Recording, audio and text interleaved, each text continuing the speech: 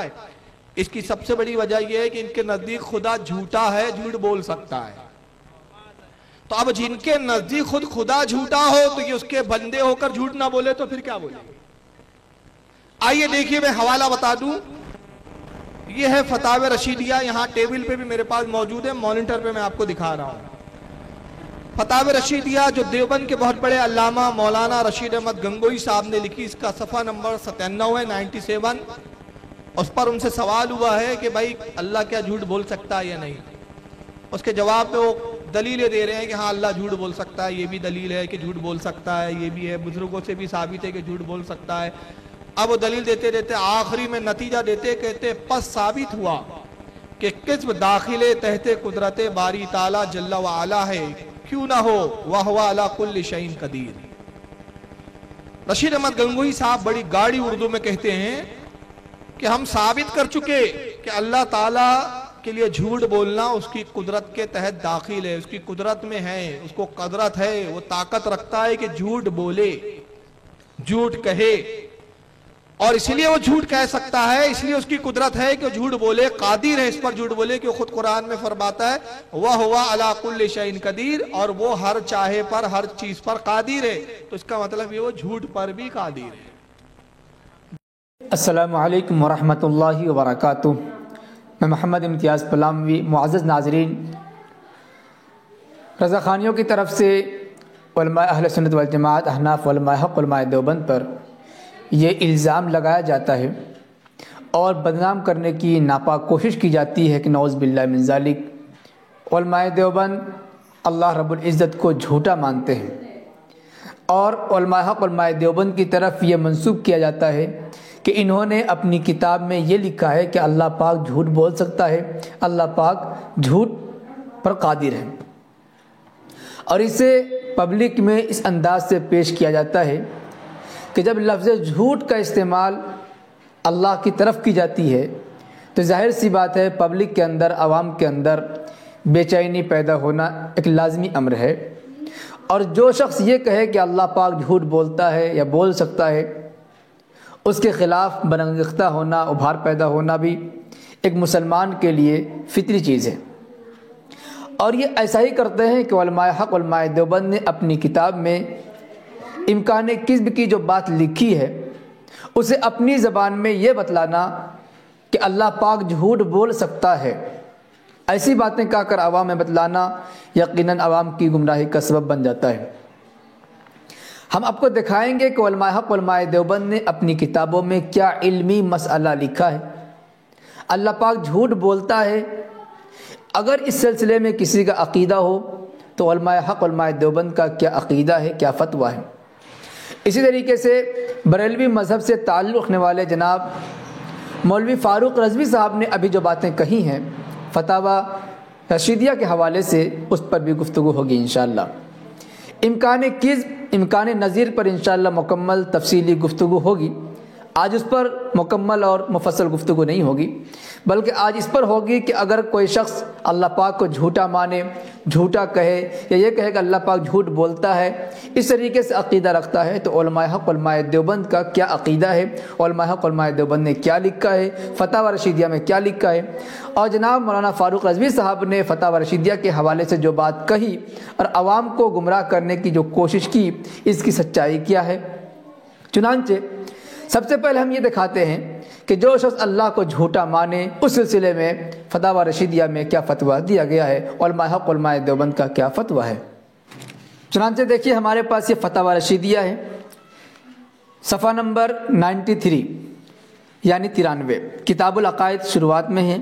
اللہ تعالیٰ کی طرف جھوٹ کی نسبت۔ سوال: ذات باری تعالیٰ عز اسمہ موصوف بصفت کذب ہے یا نہیں، اور خدا تعالیٰ جھوٹ بولتا ہے یا نہیں، اور جو شخص خدا تعالیٰ کو یہ سمجھے کہ وہ جھوٹ بولتا ہے وہ کیسا ہے؟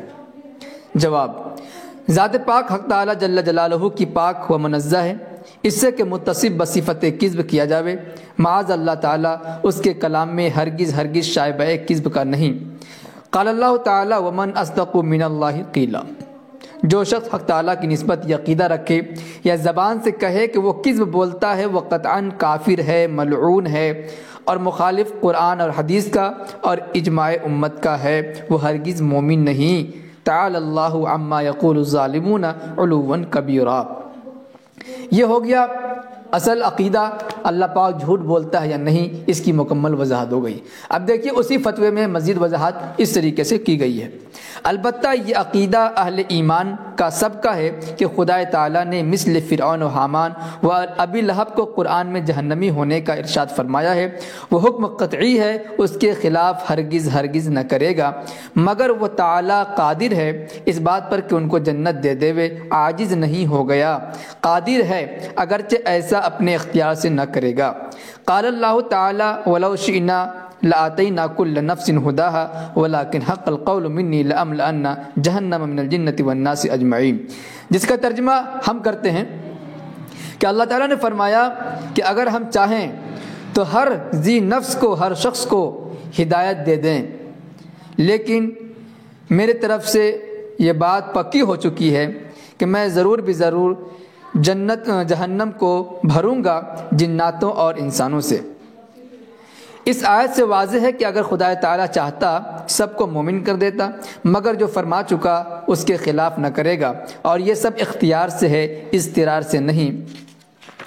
وہ فاعل مختار فعال لما یرید ہے۔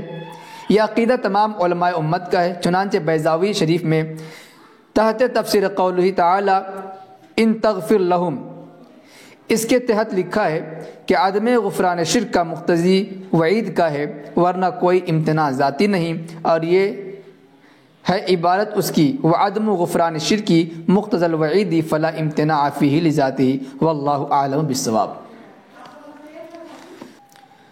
معزز ناظرین، ابھی آپ نے فتاوی رشیدیہ کے حوالے سے یہ بات سنی کہ علماء حق علماء دیوبند کا عقیدہ یہ ہے کہ جو شخص یہ کہے کہ اللہ پاک جھوٹ بولتا ہے یا جھوٹ بولا ہے یا صفت کذب کے ساتھ متصف ہو سکتا ہے، ایسا شخص مردود ہے، ملعون ہے، کافر ہے، مرتد ہے، دائرہ اسلام سے خارج ہے۔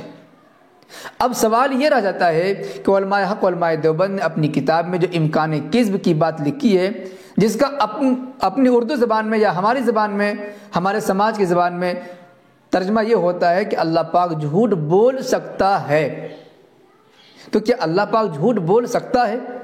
اگر علماء حق علماء دیوبند نے اپنی کتابوں میں لکھا ہے، اس کا مفہوم کیا ہے؟ کیا اللہ پاک جھوٹ بول سکتا ہے؟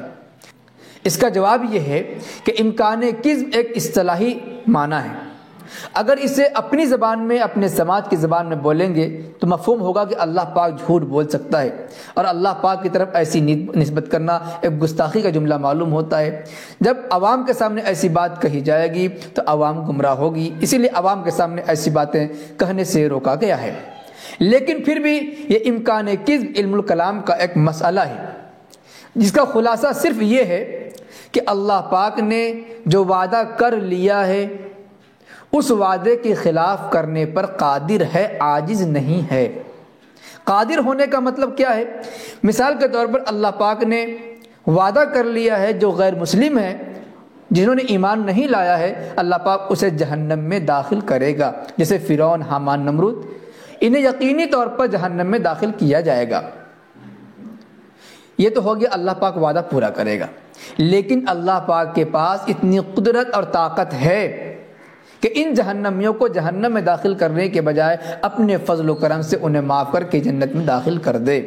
یہ ہو گیا امکان کذب، یعنی انہیں جہنم میں داخل کرنے کا وعدہ کر لیا ہے، لیکن چاہے تو جہنم میں نہ داخل کر کے جنت میں داخل کر دے۔ یہ ہو گیا امکان کذب، یہ ہو گیا اللہ پاک کی طاقت کہ اپنے فضل و کرم سے اس بات کی قدرت ہے اللہ کے پاس کہ جن کے جہنمی ہونے کا فیصلہ ہو چکا ہے، جہنم میں داخل کرنے کے بجائے جنت میں داخل کرے گا، لیکن کرے گا نہیں، کر سکتا ہے، کرے گا نہیں، کر سکتا ہے۔ اسی کا نام ہے امکان کذب۔ اسی کو دوسرے الفاظ میں خلف وعید کہا جاتا ہے، اور البراہین القاطعہ میں اس کی صراحت موجود ہے کہ امکان کذب کی جو بات ہے یہ خلف وعید کی فرع ہے، اس لیے اس میں زیادہ پیش کرنے کی ضرورت نہیں ہے۔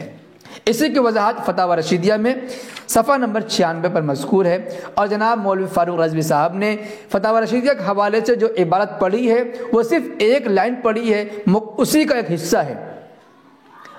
وہ پورا فتویٰ ہم آپ کو پڑھ کر سناتے ہیں، اور وہ جملہ بھی پڑھ کر سنائیں گے جو جناب فاروق رضوی صاحب نے پڑھ کر آپ کو سنایا ہے۔ اور وضاحت ہو جائے گی کہ کہنا کیا چاہتے ہیں کہ اللہ پاک جھوٹ بول سکتا ہے۔ ارے بھائی، یہ امکان کذب ایک علم کلام کی اصطلاحی لفظ ہے، اگر آپ اسی اصطلاح میں بات کریں گے تو اعتراض نہیں ہوگا، لیکن آپ اپنے سماج کی زبان استعمال کرتے ہوئے اللہ جھوٹ بول سکتا ہے، بہت برا جملہ معلوم ہوتا ہے۔ عوام کے سامنے ایسی بات کرنے کی ضرورت نہیں ہے۔ بس امکان کذب کا خلاصہ وہی ہے کہ اللہ پاک نے جو وعدہ کر لیا ہے وہ وہی کرے گا، وعدے کے خلاف نہیں کرے گا، لیکن اللہ پاک اس بات کی طاقت رکھتا ہے، قدرت رکھتا ہے کہ جو وعدہ کر لیا ہے، مثال کے طور پر جن کو جہنم میں داخل کرنے کا وعدہ کر لیا، اللہ کے پاس پاور ہے کہ انہیں جنت میں داخل کر لے۔ یہ ہے امکان کذب، اسے کہتے ہیں خلف وعید، لیکن کرے گا نہیں۔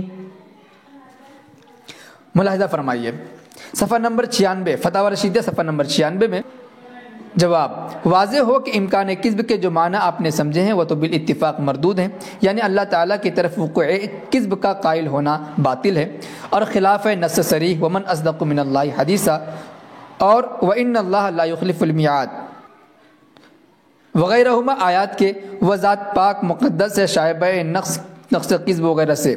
رہا خلاف علماء کا جو دربار وقوع و عدم وقوع خلاف وعید ہے، جس کو صاحب البراہین القاطعہ نے تحریر کیا ہے، وہ در اصل کذب نہیں صورت کذب ہے، اس کی تحقیق میں طول ہے، یعنی اس میں ایک لمبی بحث ہے۔ خلاصہ کلام یہ ہے، الحاصل امکان کذب سے مراد دخول کذب تحت قدرت باری تعالیٰ ہے، یعنی اللہ تعالیٰ نے جو وعدہ وعید فرمایا ہے اس کے خلاف پر قادر ہے، اگرچہ وقوع اس کا نہ ہو۔ امکان کو وقوع لازم نہیں، بلکہ ہو سکتا ہے کہ کوئی شے ممکن بذات ہو اور کسی وجہ خارجی سے اس کو استحالہ لائق ہوا ہو، چنانچہ اہل عقل پر مخفی نہیں۔ پس مذہب جمی محققین اہل اسلام و صوفیہ کرام و علماء اعظام کا اس مسئلے میں یہ ہے کہ کذب داخل تحت قدرت باری تعالیٰ ہے۔ پس جو شبہات آپ نے وقوع کذب پر متفرق کیے تھے وہ منتفی ہو گئے، کیونکہ وقوع کا کوئی قائل نہیں۔ یہ مسئلہ دقیق ہے، عوام کے سامنے بیان کرنے کا نہیں، اس کی حقیقت کے ادراک سے اکثر ابناء زماں قاصر ہے۔ آیات و احادیث کثیرہ سے یہ مسئلہ ثابت ہے۔ ایک مثال قرآن و حدیث کی لکھی جاتی ہے۔ ایک جگہ ارشاد جناب باری ہے، قل هو القادر علی ان یبعث علیکم عذابا۔ دوسری جگہ ارشاد فرمایا، وما کان اللہ لیعذبہم وانت فیہم الی آخرہ۔ آیت ثانیہ میں نفی عذاب کا وعدہ فرمایا، اور ظاہر ہے کہ اگر اس کا خلاف ہو تو کذب لازم آئے۔ اگر آیت اولا سے اس کا تحت قدرت باری تعالیٰ داخل ہونا معلوم ہوا، پس ثابت ہوا کہ یہ وہی عبارت ہے جسے جناب فاروق رضوی صاحب نے بیان کیا تھا۔ پس ثابت ہوا کہ کذب داخل تحت قدرت باری تعالیٰ جل وعلا ہے، کیوں نہ ہو، وہو علی کل شیء قدیر۔ احادیث کو دیکھیے، اس جملے کو غور کیجئے، اس سے اور وضاحت ہو جائے گی۔ احادیث کو دیکھیے کہ عشرہ مبشرہ مثلاً بالیقین جنتی ارشاد نبوی جو حقیقتاً وحی الہی جل وعلا ہے ہو چکے، پر چونکہ صحابہ کرام جانتے تھے کہ خدائے پاک مجبور نہیں، اس لیے نظر بقدرت جلال کبریائی ڈرتے ہی رہے، بلکہ خود سرور کائنات علیہ الصلاۃ والسلام جن کی شان میں لیغفر لک اللہ ما تقدم من ذنبک وما تأخر فرماتے رہے، واللہ ما ادری وانا رسول اللہ ما یفعل بی ولا بکم، او کما قال علیہ الصلاۃ او کما قال اللہ تعالی یحق الحق وهو یهدی السبیل۔ دیکھیے اس میں اس بات کی صراحت موجود ہے کہ عشرہ مبشرہ یعنی وہ 10 صحابی جنہیں رسول اللہ صلی اللہ علیہ وسلم نے یک بارگی ایک ہی مجلس میں جنتی ہونے کی خوشخبری سنائی تھی، وہ حضرات یقینی طور پر جنتی تھے، جنتی ہیں، لیکن اس کے باوجود وہ حضرات پوری زندگی اللہ پاک کے قہر سے ڈرتے رہے۔ حالانکہ ڈرنے کی ضرورت نہیں تھی، کیونکہ اللہ پاک نے ان کی مغفرت کا وعدہ کر لیا ہے، رسول پاک علیہ الصلوۃ والسلام نے خوشخبری سنا دی، لیکن اس کے باوجود اس بات پر یقین رکھتے تھے کہ اللہ پاک چاہے تو ہمیں جہنم میں داخل کر دے، اسی لیے وہ ڈرتے تھے کبھی اللہ ہم سے ناراض نہ ہو جائے، کہیں ہم سے غلطی نہ ہو جائے، کہیں ہم سے جو ہے اللہ روٹ نہ جائے، ہم پر عذاب نہ بھیج دے۔ ان تمام چیزوں کا خیال اور استحضار رکھتے ہوئے اللہ پاک سے ڈرتے تھے، حالانکہ جب ان کی بخشش اور مغفرت کا وعدہ ہو چکا ہے تو ایسا کرنے کی ضرورت نہیں تھی۔ تو معلوم یہ ہوا کہ اللہ پاک نے جو وعدہ کیا ہے وہ تو پورا کرے گا ہی، اس کے خلاف نہیں کرے گا، لیکن پھر بھی طاقت ہے، قدرت ہے اس کے خلاف کرنے پر۔ جن 10 صحابی کو جنت میں داخل کرنے کا فیصلہ کر لیا گیا، انہیں جہنم میں داخل کرنے کا اللہ کے پاس اختیار ہے، قدرت ہے، یہ الگ بات ہے کہ کرے گا نہیں۔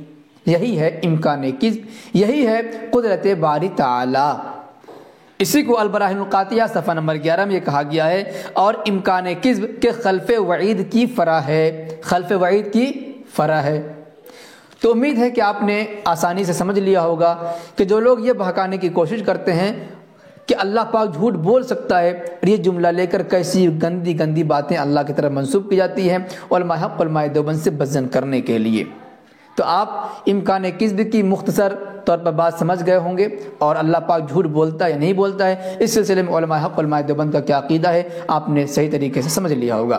نہ سمجھنے پر آپ کمنٹ میں لکھیں، انشاءاللہ اس پر تفصیلی گفتگو ہوگی۔ اللہ پاک تمام مسلمانوں کو سیدھے راستے پر چلنے کی توفیق عطا فرمائے، آمین۔ وما علینا الا البلاغ المبین۔ السلام علیکم ورحمۃ اللہ وبرکاتہ۔